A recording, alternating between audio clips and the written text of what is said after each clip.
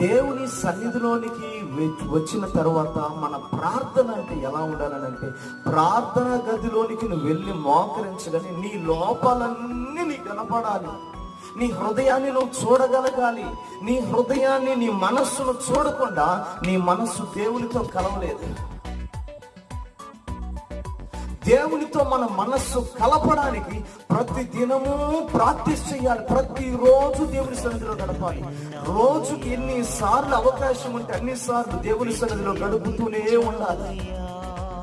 గడుపుతున్న సమయంలో ఎక్కడ మనం ఫెయిల్ అయిపోతున్నాం, ఎక్కడ బలహీనం అవుతున్నాం, ఏ సందర్భంలో నా మనసు డైవర్ట్ అవుతుంది, ఏ సందర్భంలో ఏ విషయంలో నా మనసు డైవర్ట్ అయిపోతుంది, దేవుడితో నా మనసు ఎందుకు కలవటం లేదు, వెంటనే దాన్ని గుర్తించగలగాలి. ఆ ప్రార్థనలో కూడా ఇలా ప్రార్థన చేయకుండా మనం జయం పొందాలి అని అంటే